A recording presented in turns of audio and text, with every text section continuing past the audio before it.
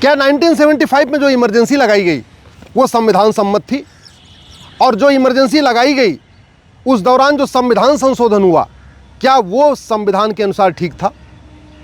Article 352 में बहुत साफ साफ लिखा हुआ है, इमरजेंसी तब लगेगी जब किसी विदेशी शक्ति ने, दुश्मन देश ने हमारे देश पे हमला कर दिया हो, यानी चीन, पाकिस्तान या और भी अफगानिस्तान, कोई भी देश अगर हमारे ऊपर हमला कर दे, उस कंडीशन में इमरजेंसी लगाई जाती है। दूसरी कंडीशन आर्टिकल 352 में है, सेना ने विद्रोह कर दिया हो। तीसरी कंडीशन है, कोई राष्ट्रीय आपदा आ गई हो, पूरे देश में भूकंप आ गया हो, पूरे देश में सुनामी आ गई हो, पूरे देश में बाढ़ आ गई हो।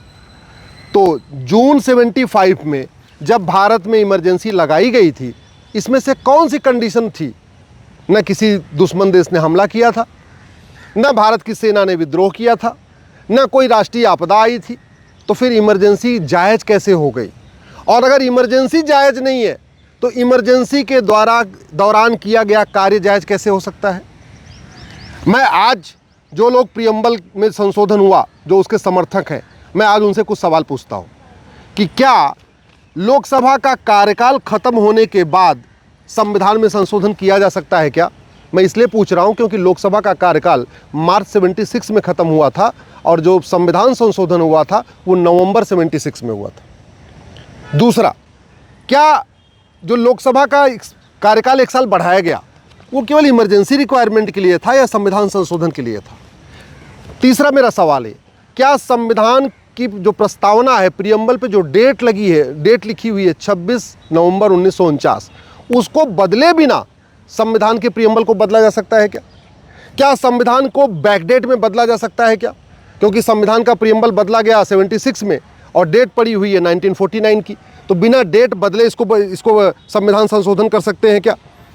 और अगर सोशलिस्ट और सेकुलर जोड़ सकते हैं तो क्या इसमें कम्युनिज्म भी जोड़ सकते हैं? क्या इसमें कैपिटलिज्म भी जोड़ सकते हैं? क्या इसमें हिंदू राष्ट्र भी जोड़ सकते हैं? क्या सोशलिस्ट सेकुलर जोड़ सकते हैं तो डेमोक्रेसी निकाल सकते हैं क्या? मैं इसलिए पूछ रहा हूँ कि अगर संविधान के प्रियम्बल में अगर कुछ जोड़ने का अधिकार मिल गया है सरकार को, फिर तो घटाने का भी अधिकार मिल गया। इसका मतलब अगर सोशलिस्ट सेकुलर जोड़ा जा सकता है तो संविधान के प्रियम्बल से डेमोक्रेसी निकाला जा सकता है, संविधान के प्रियम्बल में और जो सोशल जस्टिस है उसको निकाला जा सकता है, संविधान के प्रियम्बल में इक्वल अपॉर्चुनिटी लिखा हुआ है उसको भी निकाला जा सकता है। अगर कुछ जोड़ सकते हैं तो कुछ घटा भी सकते हैं। सच्चाई तो ये है कि ये जो इमरजेंसी लगाई गई वो भी पूरी तरीके संविधान के खिलाफ थी, और जो संविधान का प्रियम्बल बदला गया वो तो पूरी तरीके से सबसे बड़ा कॉन्स्टिट्यूशनल फ्रॉड था। इससे बड़ा कोई फ्रॉड तो हो ही नहीं सकता। सारी की सारी मीडिया साइलेंट है, अखबारों का बिजली पानी का कनेक्शन कटा हुआ है। संविधान में जब कोई संशोधन होता है तो पूरे देश में चर्चा होती है। चर्चा करने के लिए कोई माध्यम नहीं था, एक इकलौता दूरदर्शन था, वो सरकार के कंट्रोल में था, उस पर कोई चर्चा ही नहीं हो रही थी। और अखबारों के बिजली पानी का कनेक्शन कटा हुआ था तो उस पर कोई चर्चा, वहाँ कोई आर्टिकल वगैरह लिख ही नहीं सकते थे। संविधान में जब संशोधन करना होता है तो सत्ता और विपक्ष दोनों मिलकर चर्चा करते हैं। क्या ये जो 1976 में संविधान बदला गया, प्रियम्बल बदला गया, उसमें विपक्ष के लोग शामिल थे क्या? नहीं। अरे विपक्ष के लोग छोड़िए, सत्ता पक्ष के लोगों ने भी कोई नहीं बहस किया। अगर आप 2 नवंबर जो 76 को सोशलिस्ट सेकुलर जोड़ा गया है, उस संविधान उसमें पार्लियामेंट की बहस देखिए तो सत्ता पक्ष ने भी ऐसा नहीं किया कि 2-4 दिन पहले लंबी चर्चा किया। और वैसे भी इवन जब 7th शेड्यूल बदलते हैं हम, जहाँ काम का बंटवारा लिखा हुआ है कि केंद्र क्या काम करेगा, राज्य क्या काम करेगा, उसमें भी अगर एक शब्द जोड़ना है या घटाना है तो भारत की विधानसभाओं से भी उसको अप्रूवल लेनी पड़ती है। यहाँ प्रियम्बल बदल दिया और किसी एक भी विधानसभा से उसमें कोई अप्रूवल नहीं आई। ये नियम है। जैसे जीएसटी आया तो केंद्र ने पास किया, इसके अलावा 50% विधानसभाओं ने भी बाकायदा विधानसभा की बैठक बुला के उसको अपनी सहमति प्रदान किया। प्रियम्बल जैसा मतलब बेसिक स्ट्रक्चर बदला गया संविधान का और किसी एक भी विधानसभा से कोई परमिशन नहीं ली गई। सच्चाई तो ये है कि जो हमारा प्रियम्बल बना था ना, वो 1-2 दिन में नहीं बना था, कई दिन लंबी चर्चा हुई थी और इवन कांग्रेस के लोग भी उसमें शामिल थे। उदाहरण के लिए 25 जून 1946 को कांग्रेस वर्किंग कमेटी की जो बैठक हुई थी, उसमें जो प्रियम्बल बना था, प्रियम्बल का ड्राफ्ट बना था, उसमें सोशलिस्ट सेकुलर नहीं था। 8 जुलाई 1946 को कांग्रेस वर्किंग कमेटी ने एक सब कमेटी बनाई जवाहरलाल नेहरू जी के अंडर में, और उस नेहरू कमेटी ने जो रिपोर्ट दिया उसमें भी सोशलिस्ट सेकुलर नहीं था। 13 दिसंबर 1946 को फिर से जो चर्चा हुई थी उसमें भी सोशलिस्ट सेकुलर शब्द नहीं था। और वो चर्चा ऐसा नहीं कि केवल 13 दिसंबर को हुई, वो 19 दिसंबर 1976 तक गई थी, यानी 5 दिन चर्चा हुई थी। फिर 20 जनवरी 1947 को और 21 जनवरी और 22 जनवरी, यानी 20 जनवरी, 21 जनवरी, 22 जनवरी, 3 दिन 1947 में फिर इस पर चर्चा हुई थी। और चर्चा के बाद जो ड्राफ्ट पास हुआ था उसमें भी सोशलिस्ट सेकुलर नहीं था। 22 जनवरी 1947 को फाइनली संविधान के प्रीएम्बल को अडॉप्ट किया गया, उसमें भी सोशलिस्ट सेकुलर शब्द नहीं था। 4 जुलाई 1947 को जो यूनियन कॉन्स्टिट्यूशन कमेटी ने जो ड्राफ्ट सौंपा था उसमें भी सोशलिस्ट सेकुलर शब्द नहीं था। 18 जुलाई 1947 को जो यूनियन कॉन्स्टिट्यूएंट कमेटी थी उसके चेयरमैन थे नेहरू जी, उन्होंने जो रिजोल्यूशन दिया था पास करके उसमें भी सोशलिस्ट सेकुलर नहीं था। इसी तरीके से 15 नवंबर 1948 को प्रोफेसर के.टी. शाह साहब ने एक प्रस्ताव पेश किया पार्लियामेंट में संविधान सभा के सामने, और उन्होंने कहा कि आर्टिकल 1 में सोशलिस्ट सेकुलर और फेडरल शब्द जोड़ दिया जाए। मतलब इसके पहले चर्चा हुई लगातार, उसमें कहीं सोशलिस्ट सेकुलर कहीं आया नहीं, आया भी रिजेक्ट किया गया। फाइनली 15 नवंबर 1948 को प्रोफेसर के.टी. शाह साहब ने एक और अमेंडमेंट मूव किया और कहा कि सोशलिस्ट सेकुलर और फेडरल शब्द को आर्टिकल 1 में जोड़ दिया जाए। दिन भर चर्चा हुई और उनका प्रस्ताव खारिज हो गया। 3/12/1948 को प्रोफेसर के.टी. शाह साहब ने दोबारा फिर से एक प्रस्ताव पेश किया कि अगर हम फेडरल नहीं जोड़ना चाहते, सोशलिस्ट नहीं जोड़ना चाहते तो कोई बात नहीं, सेकुलर शब्द को आर्टिकल 18 में जोड़ दिया जाए।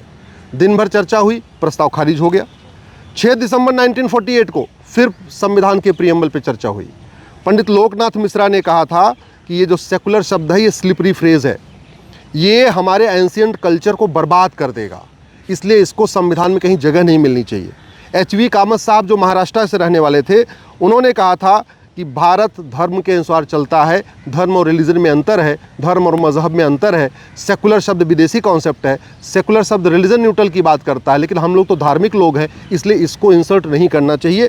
और 6/12/1948 को दोबारा फिर से सेकुलर शब्द जो प्रोफेसर के.टी. साहब चाहते थे इसमें, वो प्रस्ताव रिजेक्ट हो गया। 17 अक्टूबर 1949 को जो प्रस्ताव था एक मत से सबने उसको अडॉप्ट किया, किसी एक भी व्यक्ति ने विरोध नहीं किया था। इवन रफ़ी अहमद किदवई और मौलाना कलाम ने भी नहीं कहा कि नहीं इसमें सोशलिस्ट सेकुलर शब्द आना चाहिए, और ये अडॉप्ट हो गया 17 अक्टूबर 1949 को, एक मत से अडॉप्ट हो गया। कहानी उसके बाद शुरू हुई। 1967 में गोलकनाथ केस में सुप्रीम कोर्ट ने कहा कि जो संविधान का प्रीएम्बल है ये बेसिक स्ट्रक्चर है, इस पर कोई छेड़छाड़ नहीं होगी। लेकिन जैसे ही 1971 में इंदिरा गांधी को 352 सीट मिली, उसके बाद तुरंत ही उन्होंने नवंबर 71 में 24वां संशोधन किया संविधान का और गोलकनाथ केस का फैसला पलट दिया। उन्होंने बोला नहीं, सरकार के पास पावर है, वो कुछ भी बदल सकती है। 24 जनवरी 73 को केशवानंद भारती केस का फैसला आया। उस समय सुप्रीम कोर्ट में 13 जज होते थे और 13 के 13 जज बैठ के सुनवाई किए थे। बहुत लंबी सुनवाई चली थी, उसके बाद केशवानंद भारती का फैसला आया था। केशवानंद भारती के फैसले में भी माननीय सुप्रीम कोर्ट ने कहा था कि जो प्रीएम्बल है ये हमारा गाइडिंग लाइट है, इसी से हमें लाइट मिलती है, इसमें जो ऑब्जेक्ट लिखा हुआ है, जो इसमें एम्स एंड ऑब्जेक्ट्स है, उसको अचीव करना ही सरकार का दायित्व है, और इसलिए हम इसको बदल नहीं सकते। ये 13 जजों का फैसला था। दिक्कत उसके बाद शुरू हुई जब इलाहाबाद हाई कोर्ट ने इंदिरा गांधी का चुनाव रद्द कर दिया। इंदिरा गांधी का चुनाव इसलिए रद्द कर दिया क्योंकि इंदिरा गांधी ने राजनारायण जी को हराया तो था, लेकिन बहुत धांधली किया था उस चुनाव में।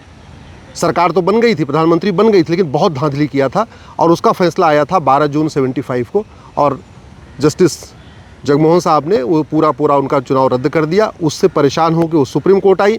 सुप्रीम कोर्ट में 24 जून को सुप्रीम कोर्ट का फैसला आया। सुप्रीम कोर्ट ने कहा कि भाई ठीक है, आप पद पे बने रहिए, लेकिन आप लोकसभा में नहीं जाएंगी, किसी कागज़ पे साइन नहीं करेंगी, प्रधानमंत्री कार्यालय में आप नहीं जाएंगी, प्रधानमंत्री के रूप में कोई फाइल नहीं साइन करेंगी। ये सुप्रीम कोर्ट ने कहा था 24 जून 75 को। इसी से गुस्से में आके इंदिरा गांधी ने अगले ही दिन 25 जून 75 को इमरजेंसी लगवा दिया, जिसमें जितना बड़ा अपराध इंदिरा गांधी का था, उतना ही बड़ा अपराध उस समय के राष्ट्रपति का भी था। राष्ट्रपति अगर मना कर देते तो शायद हो सकता है इमरजेंसी नहीं लगती, लेकिन इस पाप में दोनों भागीदार, राष्ट्रपति भी उतने ही भागीदार जितना इंदिरा गांधी। इंदिरा गांधी ने एक बार कहा, 24 जून को सुप्रीम कोर्ट का फैसला आया, शाम को इंदिरा गांधी ने कहा राष्ट्रपति से, और 25 जून से इमरजेंसी लग गई। 26 जून को सारे अखबारों का बिजली पानी का कनेक्शन काट दिया।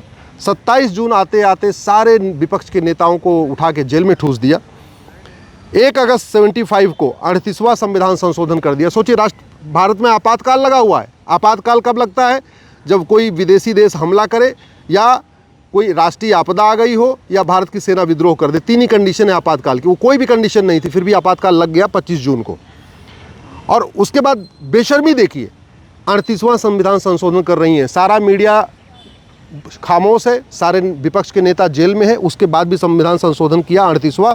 और क्या कह दिया कि जो इमरजेंसी लगी है इसको सुप्रीम कोर्ट रिव्यू नहीं कर सकता।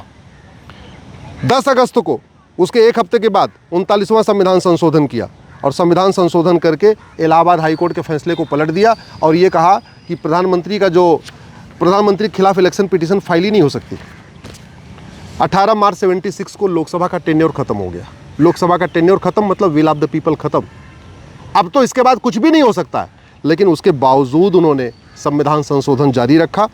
27 मई को 76 को उन्होंने 40वां संविधान संशोधन किया, उसमें शेड्यूल 9 को बदल दिया। 7 सितंबर 76 को उन्होंने 41वां संविधान संशोधन किया, और उसमें ये लिखा कि प्रधानमंत्री रिटायर भी हो जाए, अपने पद से मुक्त हो जाएं, तो भी उनके खिलाफ कोई केस नहीं हो सकता, FIR नहीं हो सकता। ये काम उन्होंने क्यों किया था? उनको पता था कि शायद अगली बार मेरी सरकार नहीं आएगी, दूसरी सरकार आएगी तो इमरजेंसी लागू करने के आरोप में मुझे जेल भेजा जा सकता है, इसलिए उससे बचने के लिए उन्होंने पहले उसका इंतजाम कर दिया, 41वां संविधान संशोधन कर दिया। और 2 नवंबर को 76 को उन्होंने 42वां संविधान संशोधन कर दिया। इसलिए मैं कहता हूँ, सबसे बड़ा कॉन्स्टिट्यूशनल फ्रॉड हुआ है। इमरजेंसी लगाई नहीं जा सकती, फिर भी लगाई गई। इमरजेंसी के दौरान कोई काम नहीं हो सकता, कानून नहीं बन सकता, संविधान बदलना तो बहुत बाद की बात है, फिर भी संविधान संशोधन हुआ। इतना बड़ा फ्रॉड। संविधान संशोधन हुआ प्रीएम्बल में 76 में, और डेट क्या पड़ी हुई है? 1949 की।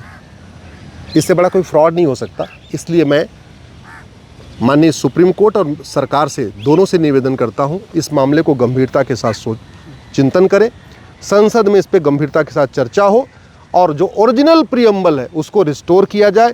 ये आपातकाल के दौरान जो बदला गया है संविधान, ये प्रीएम्बल बदला गया है, इसको ख़त्म करें और ओरिजिनल प्रीएम्बल को रिस्टोर करें।